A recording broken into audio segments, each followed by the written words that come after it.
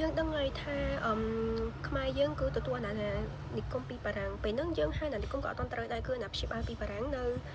ឆ្នាំ1863អញ្ចឹងយើងសួរថាតើចូលនិយាយអំពីចំណុចវិជ្ជមានដែលខ្មែរទទួលបានពីអាណានិគមបារាំងអូខេអញ្ចឹងចំណុចវិជ្ជមានដែលខ្មែរទទួលបានពីអាណានិគមបារាំងខ្ញុំបែងចែកទៅជា5ចំណុចទី1នោះគឺបារាំងផ្ដល់ការគាំពៀនិងបានថែរក្សានៅទឹកដីប្រជាជាតិខ្មែរឲ្យបានគង់វង្សទី2នោះគឺបារាំងបានជួយធ្វើកំណែទម្រង់រដ្ឋបាលទៅលើប្រព័ន្ធ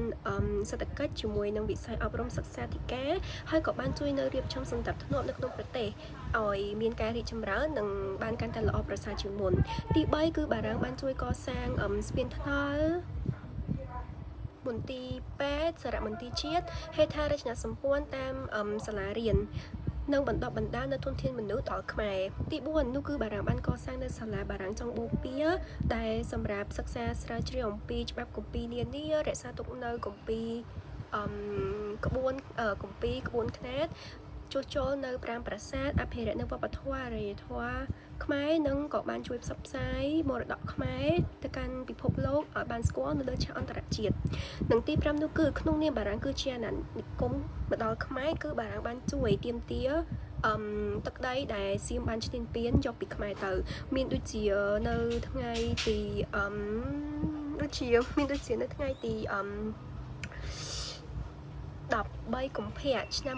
1904គឺបារាំងបានទាមទារយកខេត្ត4ឲ្យមកកម្ពុជាវិញមានដូចជា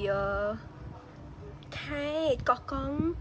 មលូព្រៃទន្លេពៅនិងស្ទឹងត្រែងមួយទៀតនោះគឺនៅថ្ងៃទី23ខែមីនាឆ្នាំ1907បារាំងបាន